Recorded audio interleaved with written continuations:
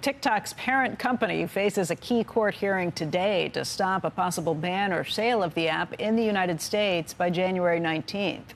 A potential buyer hopes to change the app's experience for its 170 million U.S. users. And joining us right now is that potential buyer, Frank McCourt from Project Liberty. He's the founder there.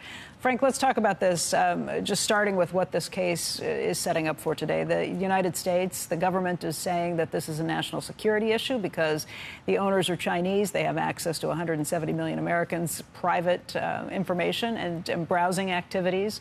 The company has pushed back and said, no, this is about the First Amendment rights of those users. Where do you come down?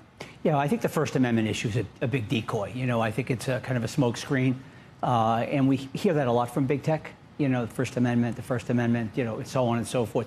Look, there's these platforms, and TikTok in particular, are scraping data from millions of Americans, and then they're using that data in ways way beyond making money. So in this particular case, because the data is in the hands of the Chinese Communist Party, that is a national security threat. And it's not just that they have the information, it's that they're able to use that information to manipulate us and to affect our viewpoint on things. You've said that you've seen evidence of this. What evidence have you seen? Yeah, if you see what is actually going on, comparing TikTok to, for instance, YouTube or Instagram, there is they turn the volume up on information favorable to China, whether it's the Uyghurs or Tibet or Hong Kong, Tiananmen, and more recently the Middle East.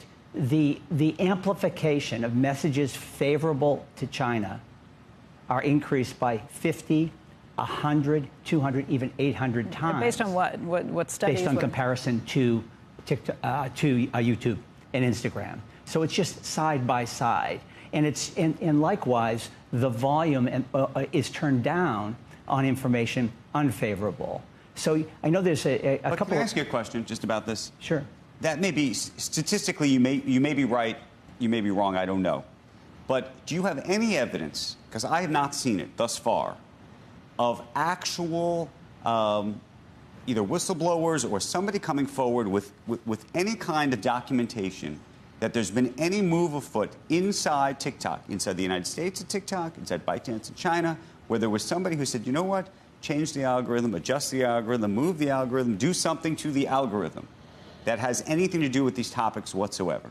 Do you know of any piece of material, physical anything, that actually shows that? Yeah, I do actually. Okay. Andrew, I'd ask you to shift your focus just a little bit. No, don't shift my focus. Just go straight to that question. You said you do, so what is it? We see big tech operating on the same set of principles, scraping individuals' data, aggregating it, and applying algorithms to it. And we have evidence every day of the influence that has and the power that has. I'm not asking about I get that. What I'm asking you is whether there was actually a material human being inside one of these companies where there's actual documentation that shows not what the outcome was. I recognize the outcome issue, but I think there's sort of an interesting question about that, given actually what people find, unfortunately, more engaging. And I think that there's a larger issue about how that engagement works. It may very well be, by the way, that YouTube and Instagram are being much more, let's say, responsible, frankly, with their algorithms insofar as they're actually depressing some of the kinds of material that you're talking about. Yeah, I'm not sure that they are, quite frankly, but I think we're on the right issue now, which is that all of the way this technology has evolved. Hold on, I just want to go back. You said you had documentation of what I said, which was that there's actual documentation of people who are pressing the buttons physically. I'm sorry, but I didn't say that. What I said is that there is evidence. Look around us every day where we are falling apart societally. Kids are being harmed. This is not limited to TikTok. Let's be very, very clear on that. The difference with TikTok is that this information is in the hands of let's call it an adversary, at least an adversary when it comes to political ideology. They don't want to see democracy thrive. They want to see their form of government thrive. Centralized technology, Andrew, that is surveilling us and knows everything about each of us is incredibly powerful weapon. I'm not here to defend TikTok or the Chinese. That's my goal. My goal is to get to the bottom of what we actually think this company has done or hasn't done, and whether you say they're surveilling us. I have yet to also see documentation of true surveillance. Do I think that there's been certain personal information that has been communicated to the Chinese, and then over the last couple of years, some of that's come out in the newspapers and things like that, and then there were firewalls and other things put up. Maybe you don't believe the firewalls have been put up since then. That's what I'm trying to get at. The surveillance is inherent in the technology. So that's what I'm hoping we can kind of absorb. The technology that we're now using, and I'm talking about internet technology, and the platforms that scrape data and use that personal information to make money, influence, manipulate, and so forth.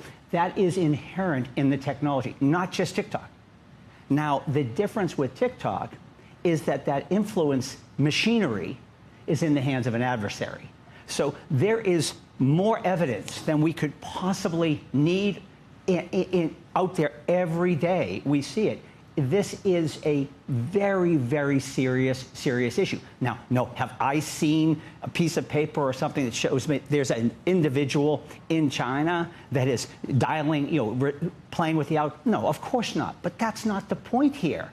The point is that the technology is all surveillance-based. It's manipulating you and me. And again, the difference here is that it's in the hands of the Chinese Communist Party. Frank, we don't know how the court is going to rule or how courts will rule in this situation. If it comes up for sale, though, my guess would be you are not the only bidder who'd be interested in taking this on. What backing do you have? What money do you have? I would assume not. I would assume there would be others as well. Yeah. We call our bid the people's bid, which is to bring lots of people together to buy the platform, not because I want to be the CEO of a social media platform.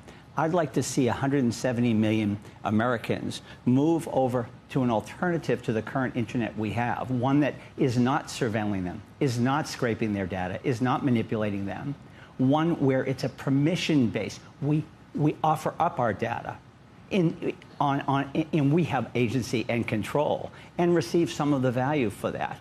We're now in conversations with institutions that have trillions of dollars on their balance sheets that are very interested in this project and the outcome. If it's not TikTok that you're able to buy, will you start something like that on your own? Yes, and we're doing that anyway. We can't rely on the fact that we're going to be successful buying TikTok. We now have over 1 million people on this alternative internet, so we know the technology works, which was fairly daunting to start with. But now adoption and migration is key, Becky, and that's why we're looking for the 170 million users.